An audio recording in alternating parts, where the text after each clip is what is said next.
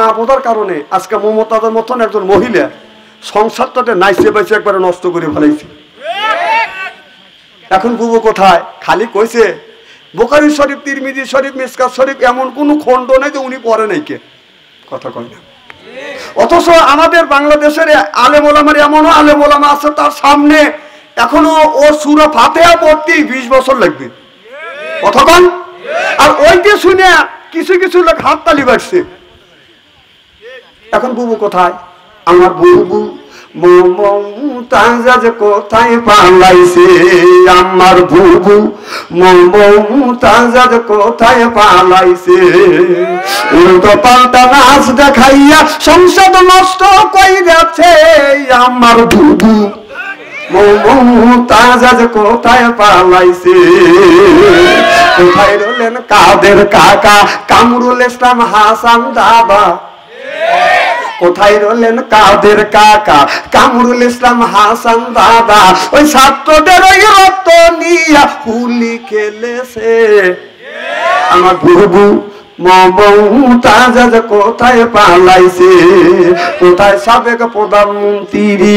তেনার কথা কি যে বলি, দলের মানুষকে ফেলে রেখে বিবি দুল্লি পালাইছে। দুনিয়ায় তৈরি থেকে এ পর্যন্ত দেখেন কোন নেতা নেত্রী, কোন নেতা আপনার জনগণে ফেলে দিয়ে ও মামুর বাড়িতে পলাইছে কেউ? এ কলঙ্কি করছে, ইতিহাসকে কলঙ্কিত করছে। এমন দলই করো যে তোমাদের সাগরে বাসা দিয়ে দিল্লি যা মামুর বাড়ি কলা খাচ্ছে। অন্ধকার রাত, ঘন কুয়াশা, চাদর দিয়া মাছ দিয়া মুখটা ঢাকা, কুকুর নিরিখ করে তখন ধমক মারতে, কে তুমি? যেই বলছে কে তুমি, মালিক বলতেছে রাখ আমি। তখন কুকুর কয় ইন্নে লিল্লাহ, এনা মালিকের ধমক দিয়ে ফেলছি। তখন কুকুর চিন্তা করতেছে মালিককে যে আমি বক্কা ধমক দিছি, তাহলে কালকের থেকে তো খাবার বন্ধ হওয়া যাবে না, আমাকে হাড্ডি কাটা দিবে না। ওই কুকুর কি করে, ভুল করছে দেখে কুকুর দৌড়াইছে মালিকের পায়ের নিচে মাথা দিয়ে নেচটা নাড়ায় আর কয় আই এম সরি, আমার ভুল হয়ে গেছে। যেরকম ঠিক কিনে হাসির জন্য কথা বলতেছি না। তাহলে একটা কুকুরকে আপনি কি খান? কুকুরকে আপনি হাড্ডি কাটা খান, আপনি কুকুরে কি গোস্ত দেন? 750 টাকা কেজি গরুর গোস্ত কিনে এনে আপনি কি গরু ওই কুকুরে গোস্ত দিবেন? আপনি যখন খাবার খাইতে বসেন, গরুর গোস্ত দিয়ে ভাত যখন খান, কুকুর আপনার ওই আগা পাও সামনে দিয়ে আর পাশা পা এরকম বিছিয়ে দিয়ে আপনার মুখের দিকে তাকা থাকে। আপনি যখন গোস্তটা এরকম করে হাত দিয়ে যখন ছেড়েন, তখন কুকুর ভাই মালিক তোর দাঁত ভেঙে দেবে, ছেড়ে দিয়ে আমার কাছে, আমি সাইজ করি। আপনি কি ছেড়ে দেন? চিন্তা করেন, 750 টাকা কেজি দিয়ে আনছি, সহজে হাত দিয়ে ছেড়ে দেবো। যখন দেখছে তো এখন দাঁতে কুলোই নিয়ে ভেঙে যাবে, তখন আপনার করে কি, প্লেটেও দেয় না, পলিথিনেও দেয় না, চ্যাঙ্গা দিয়ে কুকুরের কাছে ফালা দেয়। কুকুর ওই হাড্ডি কাটা আর খায় আর কয় মালিক তুই রাইতে, তুই আমাকে যে হাড্ডি কাটা খাওয়ালি, তুই রাইতে আরামে ঘুমাবি, তোর বাদ চুরি চোর আসতে দেবো না, সারা রাত আমি তোর বাড়ি পাহারা দেবো। যেরকম সুবহানাল্লাহ। একটা কুকুর হাড্ডি কাটা জুতো খাইয়া সারা রাত আপনার বাড়ি পাহারা দেয়, আর আপনি আল্লাহর শ্রেষ্ঠ বান্দা হইয়া কেন আপনি আল্লাহর ইবাদত করেন না? ফজরের ঘুম ভাঙে না। দেখবেন আমাদের দেশে কিছু কিছু বুড়ো আছে, হাই রে বাজির বাজি, বলবো কি একটু কি কর, অনুমতি দিলেন তো? আমাদের দেশের কিছু বুড়ো আছে, ছেলে চাকরি করে অথবা বিদেশ গেছে। হ্যাঁ, ছেলে চাকরি করে অথবা ছেলেরা বিদেশ গেছে। ওই বুড়ো করে কি, নামাজ তো পড়েই না, ওই আসরের আগেই টর্চ লাইট আসে, আসে ওই যে আকুর চাষটালে বসলো, জহর পড়লো না, আসর পড়লো না, মাগরিব পড়লো না, ঈশা নামাজও পড়ে না, রাত 11টা পর্যন্ত স্টলে যা ছবি দেখে, স্বপ্নরা সাবিক খানের ছবি দেখে, দেখে কিনা কথা কয় না, দেখে কিনা দেখে তো স্টলে। হ্যাঁ, ওয়াজ হচ্ছে না?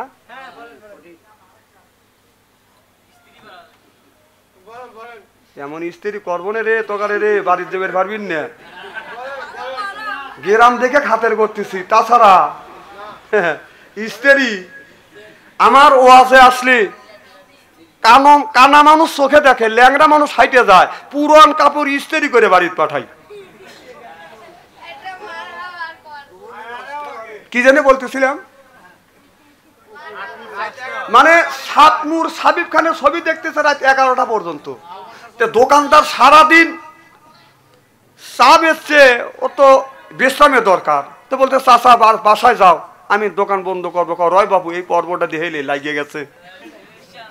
দোকানটা রাগ করে দাবার বন্ধ করছে, চালটা দুলটি যাচ্ছে। চাচা দৌলো কে? কয় তুই এই পর্বটা দেখতে দিস। 11টার সময় বাড়ির দিকে ডুলটি জাতি যা দেখা রাত বাজে 11:30। বাইর যা দেখে বউ বাইত নেই। বউ কোনে গেছে? বউ আবুল ভাইয়ের বাড়ি যায় স্টার জলসা দেখতেছে। ওই বক ডাইকে ঢুকে নিয়ে এসে খানা পিনা করিয়া সুতিমতি রাত বাজে 12:30।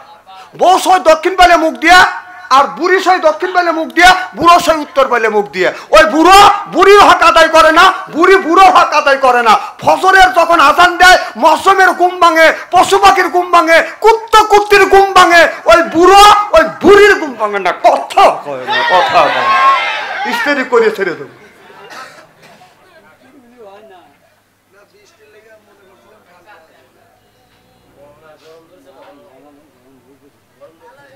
মনে রাগ করতেছেন তাই না? ওয়াশ করে জুত পাইনি তুলে দিচ্ছেন রাত 11টার পরে, তারপরে বৃষ্টির দিন। আর একটু সময় আলোচনা করবো, আসাম তো ইনশাল্লাহ। এ ভাই 12:30 বাজে, তাহলে মনোরথ করে দিই তাই না?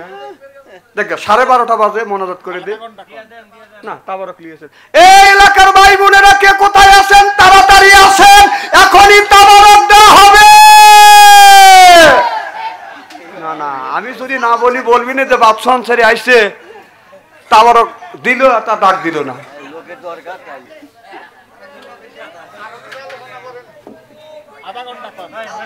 ধরেন আপনারা যদি অনুমতি দেন আমি কষ্ট দেবো না, মনোরথ করে দেবো।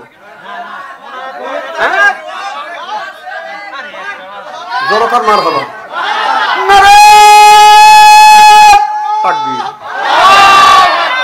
আমার মুসলমান ভাইয়েরা, আল্লাহ হাবিবের উম্মতেরা ভালো করে লক্ষ্য করে শুনুন, আমলে নিয়তে শুনতে হবে। বাদান বিবির সাথে সুন্দর ব্যবহার করা লাগবে। এই যে সংসার চালায় পুরুষ জাতি, নারী লাগায় প্যাঁচ। প্রত্যেক বাড়ি হয় গো খেলা লেফারি স্যারা ম্যাচ। ঘরে জ্বালা বাইরে জ্বালা, জ্বালার নাই কেসে। নারী জাতি নষ্ট করলো সোনার বাংলাদেশ। আল্লাহ মানে দুনিয়ার মানুষেরা ওকদা রব্বুকা, হে বান্দা আমার দাসত্ব করো, আল্লাহ তাবুদ আমার গোলামি করো, ইল্লাইয়াহু আমার বন্দেগী করো, ওয়া বিল ওয়ালিদাইনি ইহসানা। আল্লাহ বলে বান্দা আমার দাসত্ব আমার গোলামি করবার পরে নিজ নিজ পিতামাতার খেদমত করো। কথা কা তাহলে আল্লাহ বললো মা বাবার খেদমত করো। আর আমাদের দেশের অবস্থা কি?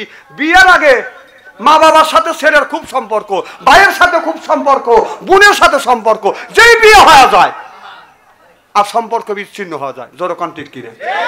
কারণ ওই ছেলেটার মেয়েটা যে মেয়েটাকে বিয়ে করে নিয়েছে, এই মেয়েটার বয়স 12 বছর না 15 বছর না 16 বছর।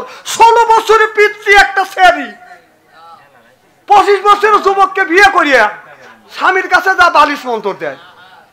কথা কয় না? কি মন্তরই দেয়? মার সাথে সম্পর্ক নাই, বাবার সাথে সম্পর্ক নাই, ভাইয়ের সাথে সম্পর্ক নাই, বোনের সাথে সম্পর্ক একবারে বিচ্ছিন্ন করে সারে ওই মহিলা, একটুখানি মহিলা। সংসার চালায় পুরুষ জাতি, নারী লাগায় প্যাঁচ। প্রত্যেক বাড়ি হয় গো খেলা লেফারি স্যারা ম্যাচ। ঘরে জ্বালা বাইরে জ্বালা, জ্বালার নাই কে শেষ। নারী জাতি নষ্ট করলো সোনার বাংলাদেশ। এই যে প্রেম প্রীতি ভালোবাসা ঢুকছে ঘরে ঘরে, প্রেমের জন্য অনেক যুবক বিষ খাইয়া মরে। প্রেম প্রীতি ভালোবাসা নারী করে শুরু, হিসাব করে দেখলাম নারী প্রেমের নাটের গুরু। আমার বাইরে আমার ভালো করে লক্ষ্য করে শুনুন, আমলে নিয়তে ঘটনা শুনতে হবে। হযরত লোকমান আল্লাহর বান্দা লোকমান হজে যাবে। হজের টাকা বাদান জমা হয়ে গেছে। হজের টাকা যখন জমা দিছে 7 বন্ধু একসাথে হজে যাবে। মা বলে বেটা লোকমান হজে যাও না, বেটা তুমি হজে যাও না। ও বাবা তুমি যদি হজে যাও, আমি তোমার মা লোকমানকে আমার খেদমত করবে। বেটা লোকমান তুমি হজে যাও না। মা বলে বাবা এদিক তাকান। লোকমানের মা বলতেছে বেটা আমি তোমার মা বিছানা পরে পায়খানা করি, তুমি পরিষ্কার করো। বিছানা পরে পেশাব করি, তুমি পরিষ্কার করো। এখন যদি তুমি হজে যাও, আমার কে দেখাশোনা করবে? লোকমানের বউ তো নাই। মা বলে লোকমান হজে যায় না। লোকমান 6 বন্ধুর কাছে যা বলে, বন্ধুরে একসাথে 7 বন্ধু হজে যাব, কিন্তু আমার মা অসুস্থতার কারণে আমার হজে যাওয়া হইল না। সব টাকা গুনে লোকমান বাদান উর্দু করে আনলেন, গরিব মানুষের মধ্যে বাদান বিতরণ করে দিলেন। এবার হযরত লোকমান বাদান হজে গেলেন না, 6 বন্ধু হজে গেলেন। এবার লোকমান মার খেদমত করতেছে, মা বিছানা পরে পায়খানা করে পরিষ্কার করে, বিছানা পরে মা প্রসাব করে পরিষ্কার করে। এরপরে লোকমান বাদান নিজ হাতে রান্না বাড়া করিয়ে মার বাদান মাকে উলুর উপর বসাইয়া খাবার গুনে মার মুখে লোকমান তুলে দেয়। চিল্লা কোন আল্লাহু আকবার। আল্লাহর পরে নবী আমার, নবীর পরে বাবা, আল্লাহর পরে নবী আমার, নবীর পরে বাবা। মায়ের উপর ফরজ হলো করতে বাবা সেবা রে ভাই, করতে বাবার সেবা। মা বাবার সেবা করা সন্তানের ওই ফল। দুঃখ দিয়ে মক্কায় গেলে হবে না তোর হজ রে ভাই, হবে না তোর হজ। তুই যাবি যদি হজে খুশি রাখো কাজে, তুই যাবি যদি হজে খুশি রাখো কাজে। হজ হবে তোর খুব সহজে, করিলে তার পাই রুবি বাবা জান্নাতের চাবি। কথা বলছে দয়াল নবী, যখন মারহাবা। লোকমানের 6 বন্ধু হজে গেছে, খানায় কাবা তপ করে।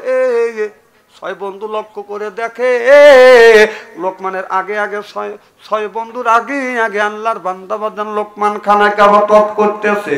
ও বাজান 6 বন্ধু আপনার 6 বন্ধু বাজান 6 জন বাজান 12টা চোখ দিয়ে দেখছে লোকমান কেন আমাদের সাথে হজে আসলো না, চলো যাই। 6 বন্ধু তপ অবস্থা লোকমানকে ধরবো আর লোকমানকে অপমান করবো। কেন বান্দা লোকমান, আল্লাহর বান্দা লোকমান আমাদের সাথে হজে আসলো না, একা একা কেন হজে আসলো? কি অন্যায় করেছে লোকমান আসলো না? 6 বন্ধু লোকমানকে ধরতে যায়, লোকমানকে পায় না। আল্লাহর বান্দা লোকমান হারা হয়ে যায়। যেরকম সুবহানাল্লাহ। 6 বন্ধু হজ করিয়া বাড়িতে আসছে লোকমানের সাথে দেখা করতে। এসে দেখে লোকমানের মা শুয়ে আছে, আর লোকমান মার পাশে বসিয়া কোরআন তেলাওয়াত করতেছে। 6 বন্ধু ডাক দিয়ে বলে, বন্ধু লোকমান তুমি হজে যাবা না, আবার একা একা কেন হজে গেলা? আমরা কি অন্যায় করছি আমাদের সাথে তুমি হজে গেলা না? লোকমান বলে, বন্ধু রে আমি হজে যাই নাই, আল্লাহ তোমাদের হজে নিছে, এই জন্যই তোমরা আমাকে টিটকালি করছো। 6 বন্ধু বলে, বন্ধু লোকমান মিথ্যা কথা বলো না, হাজির দোয়া আল্লাহ 40 দিন পর্যন্ত কবুল করে। যেরকম সুবহানাল্লাহ। 6 বন্ধু বলে, বন্ধু লোকমান তুমি বলছো হজে যাও না, আমরা 6 জন 12টা চোখ দিয়ে দেখছি। এবার লোকমান বলে, বন্ধু বিশ্বাস যদি না হয় আমার মার কাছে জিজ্ঞেস করো। আমার মা বিছানা পরে পায়খানা করে, আমি লোকমান পরিষ্কার করি। আমার মা বিছানা পরে পায়খানা করে, আমি পরিষ্কার করি। মারে গোসল দেওয়াই, এরপরে আমি গোসল দেই, নিজে হাতে খাবার গুনে রান্না করিয়া